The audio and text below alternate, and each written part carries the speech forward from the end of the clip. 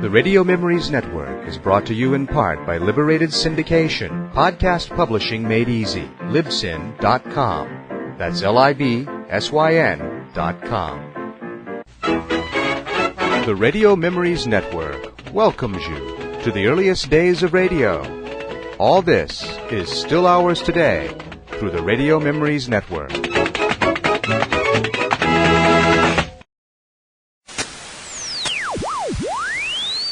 It's now time for radio drama, where we perform on the stage of your mind. The curtains are your eyelashes, your hat our fly space. Different parts of your brain are the costume, set designer, and makeup artist. And your eyes are in your ear. Audio plays have been broadcast since radio began. Minus 1.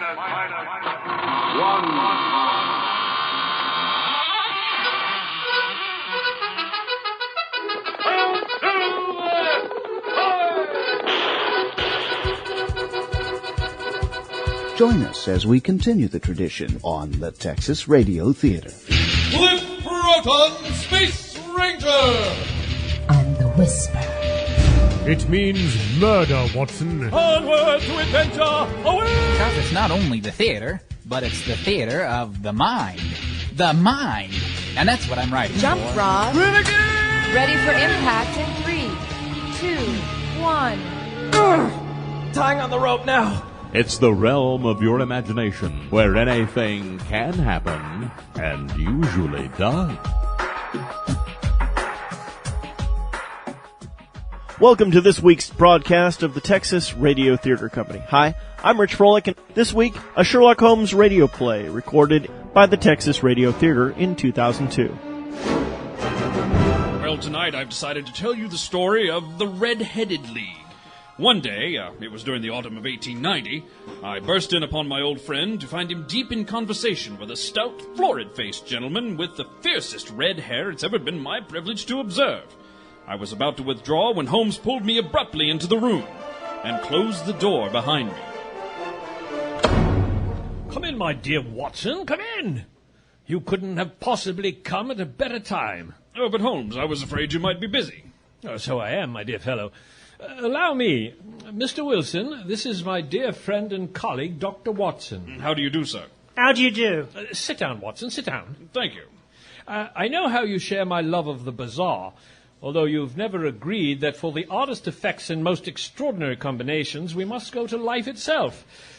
Truth is stranger than fiction, as it were. Well, you know, Mr. Jabez Wilson here has just started a narrative which promises to be the most singular I have listened to for some time. Oh, dear me.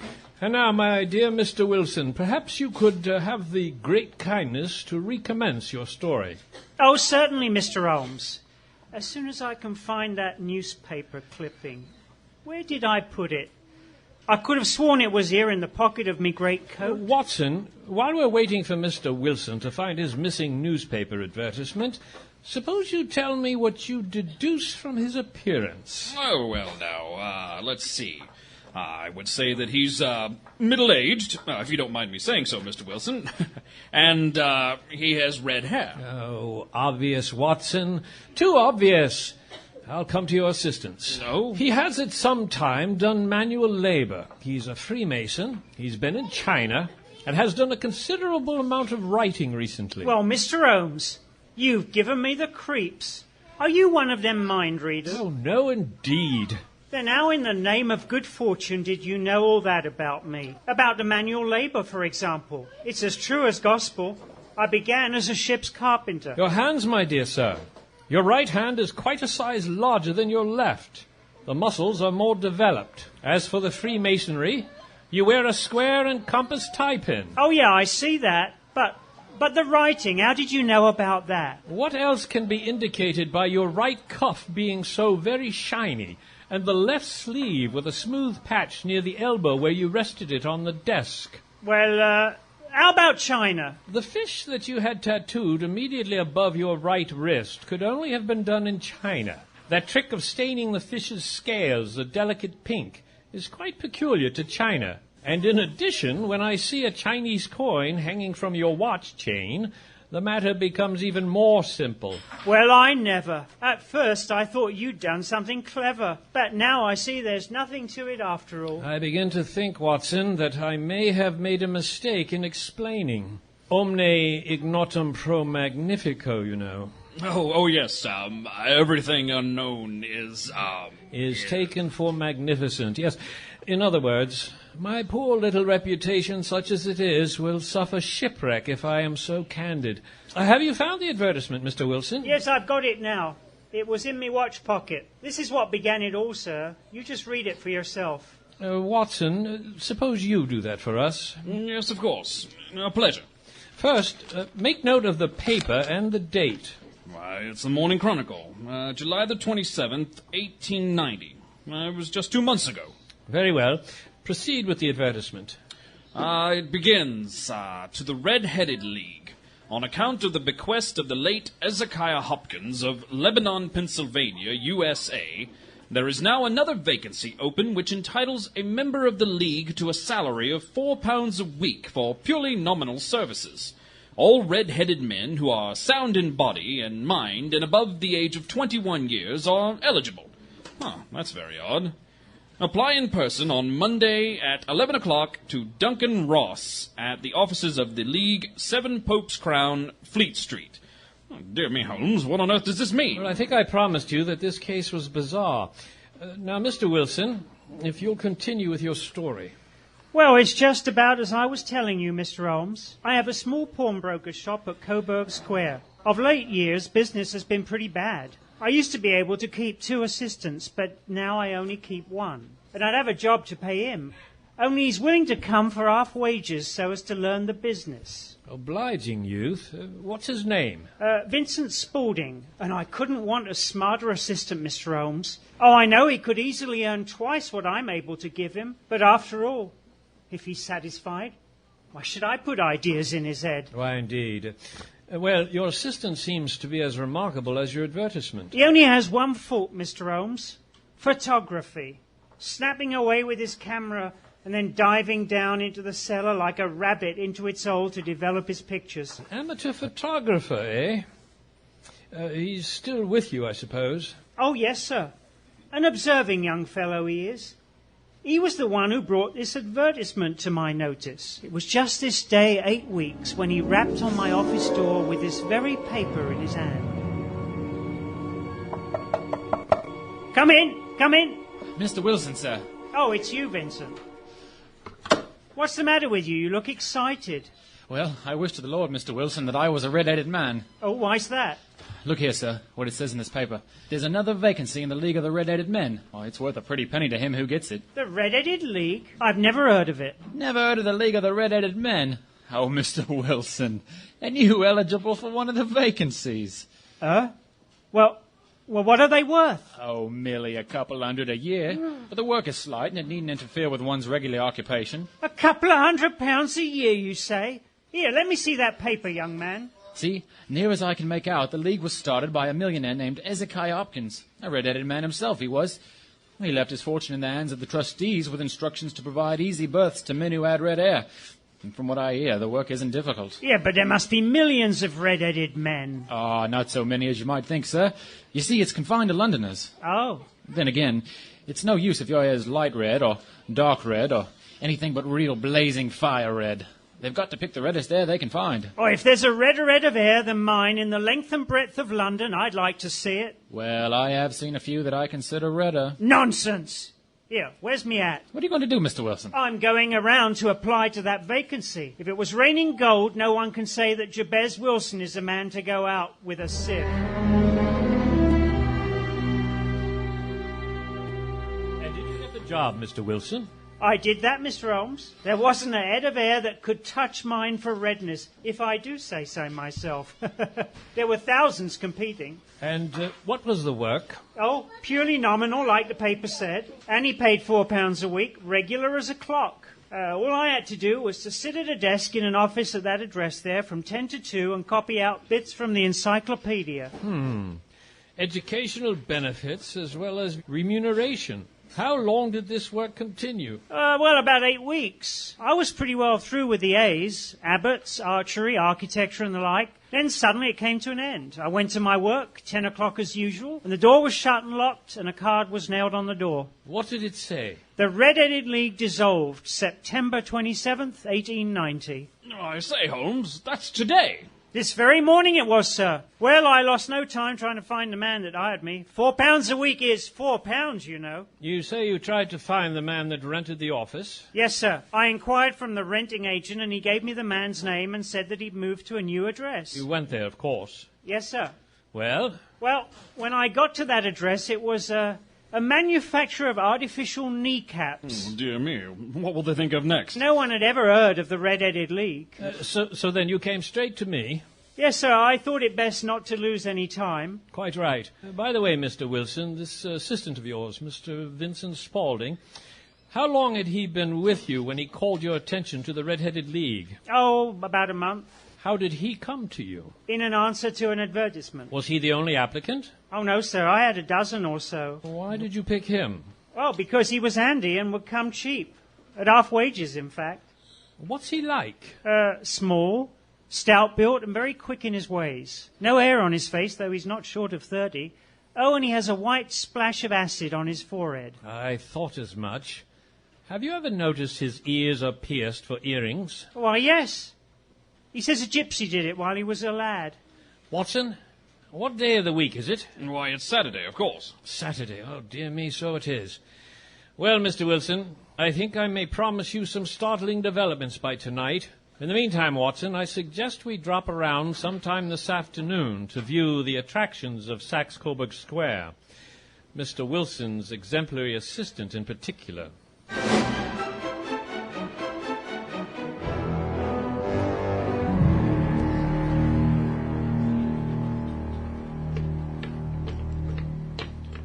Well, here we are, Holmes.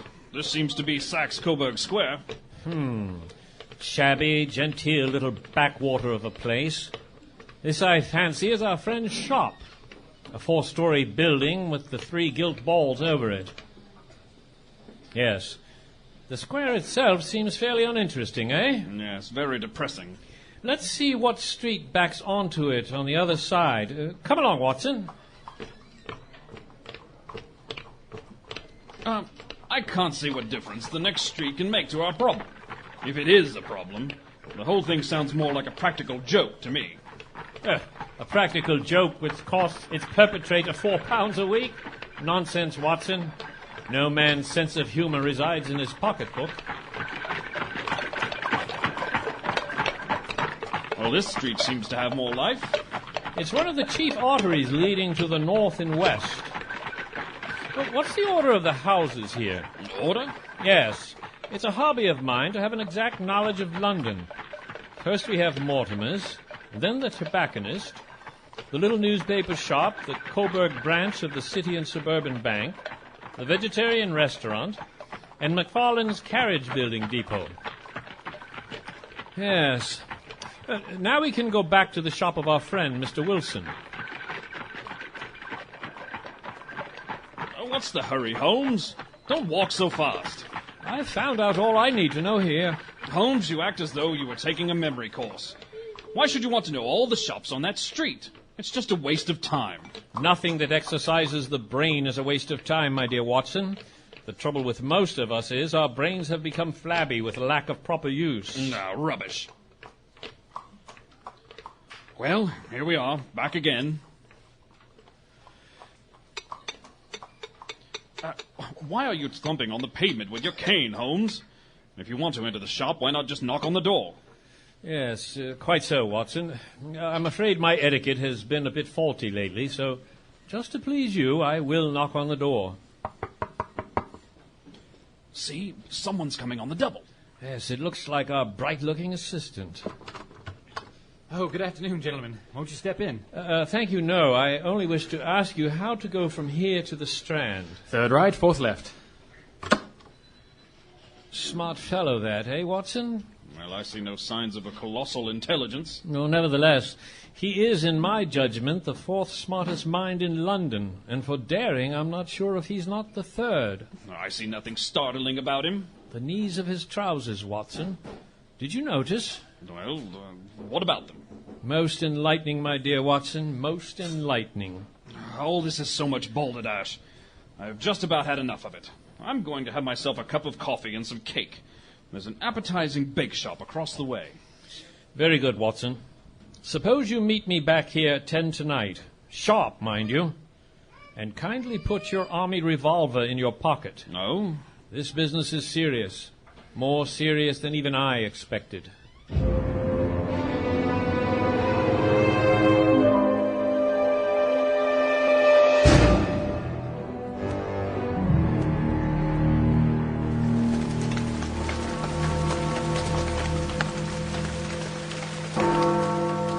I say, Holmes, it's 10 o'clock now.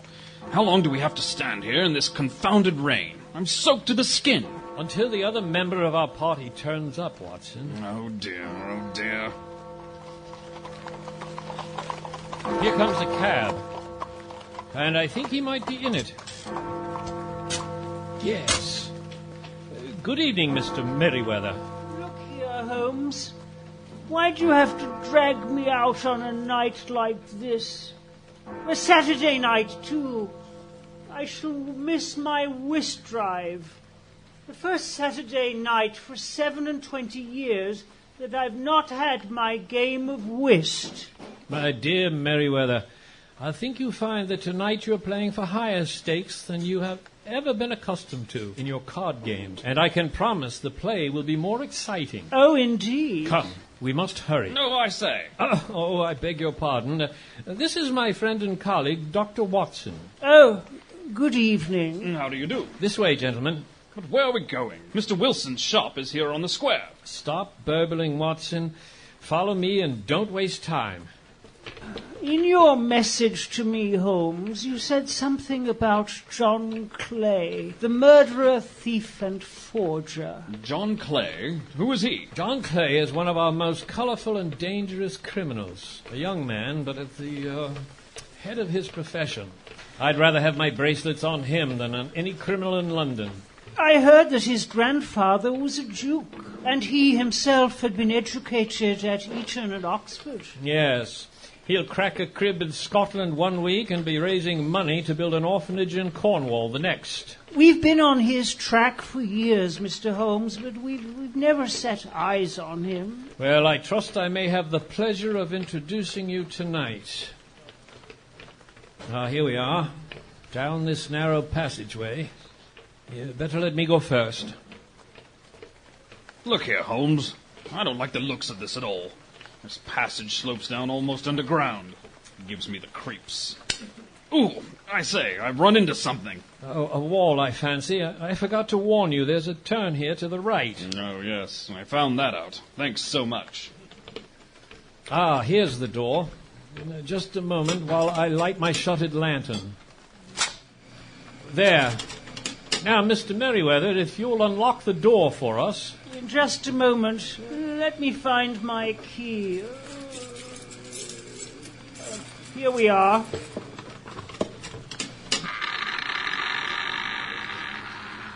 You better let me go first, just in case we're too late.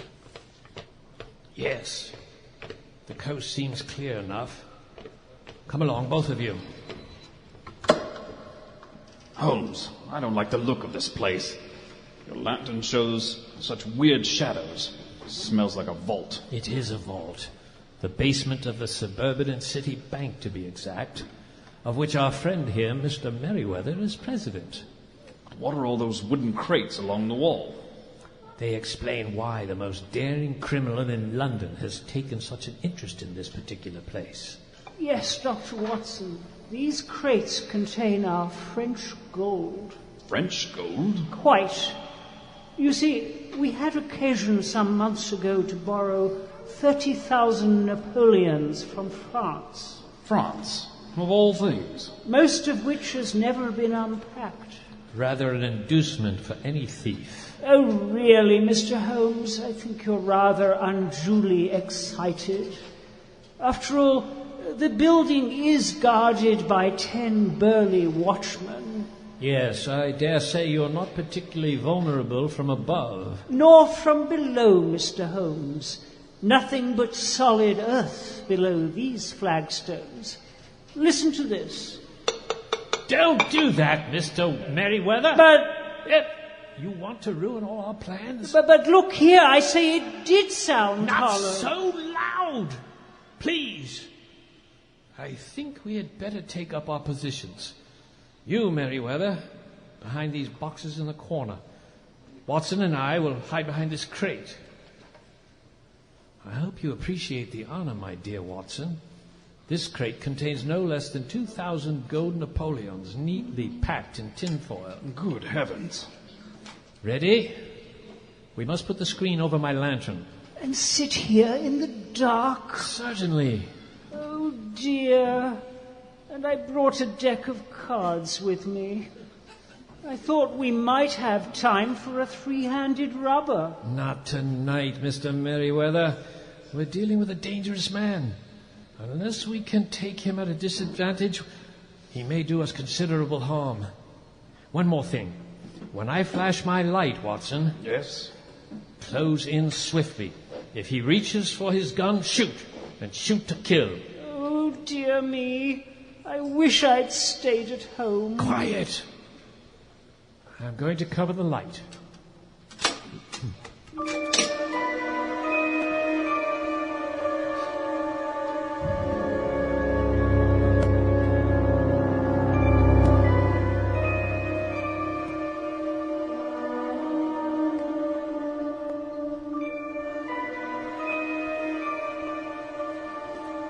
I say, Mr. Holmes, are you still there? Yes, I'm here. I'm beginning to imagine all sorts of horrors sitting here in the dark. Quiet, Merriweather. Holmes, did you hear that? Look, there in the middle of the floor, a slit of light. Look! Holmes, someone's raising one of the stone slabs. Look, there's a hand. Catch his hand before he can pull himself through the opening. Righto. Quick, Watson, look out! He's got a knife! Get your hands off me. No, you don't!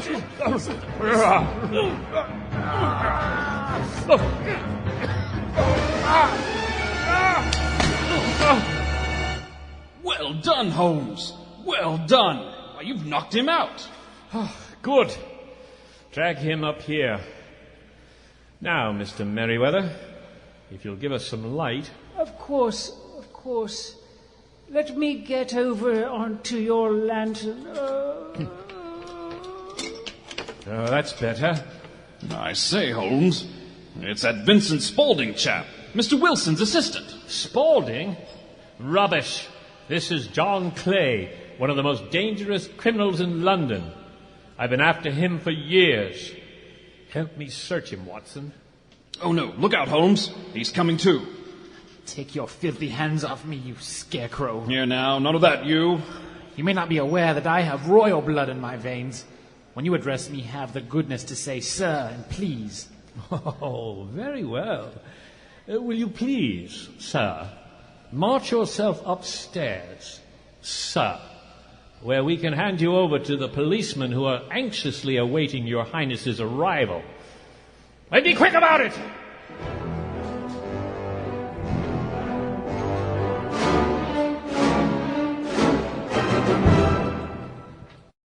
Would you care to have another spot of whiskey, Watson? Oh, thanks. It feels good to get into dry clothes again after sitting around in that cold cellar for hours. Not so much, Holmes. You want to drown me? I say, Holmes, when did you first begin to suspect that fellow Spaulding? I mean Clay. When Wilson told me that he was willing to work for half price. Always suspect anyone or anything that comes too cheaply. There's sure to be a motive behind it. But how did you guess what the motive was? In this case, I mean. Well, had there been women in the house, I should have suspected a mere vulgar intrigue. That, however, was out of the question. The man's business was a small one, and there was nothing in his house which could account for such elaborate preparations. Of course. It must then be something outside of the house. What could it be? I thought of assistant's fondness for photography and his trick of vanishing into the cellar. The cellar. There was the end of this tangled clue. And why was someone so anxious to have our friend Mr. Wilson kept out of his shop for several hours every day? Activities in the cellar again. So he spent all that time in the cellar? Yes. By the way, that Redheaded League hoax is one of the cleverest dodges I've come across in some time. Too clever, in fact. When I heard of it, I knew there was only one man who could have originated it. John Clay. We've had our skirmishes, but this is the first time that we've come face to face. So that's why you went around to have a look at the shop? At his trousers, Watson. At the knees of his trousers, to be exact. What? You saw how worn and wrinkled they were. They spoke of hours of burrowing in the cellar. But what for? By tapping on the pavement, I found that the tunnel did not stretch out into the front. Where then? We strolled round the corner, you'll remember, and there stood the City and Suburban Bank abutting our friend's pawn shop. Of course, yes. The inference was clear. But how did you guess that he would make his attempt tonight? Elementary, my dear Watson. The offices of the Redheaded League closed this morning. Mr. Wilson's absence was no longer necessary. The tunnel was completed. But it was essential that Mr. Clay should use it soon, for it might be discovered. Tonight, being Saturday, would be ideal, as it would give him 2 days for escape. QED, there you are. No, your reasoning is perfect. A long chain, and yet every link rings true. Oh, it saves me from ennui. At last I already feel it's closing in upon me. My life is spent in one long effort to escape from the commonplaces of existence. These little problems help me to do so. You amaze me, Holmes. Well, perhaps, after all, it is of some little use. L'homme c'est rien, l'œuvre c'est tout, as Gustave Flaubert wrote to George Sand. A man is nothing. His work is everything.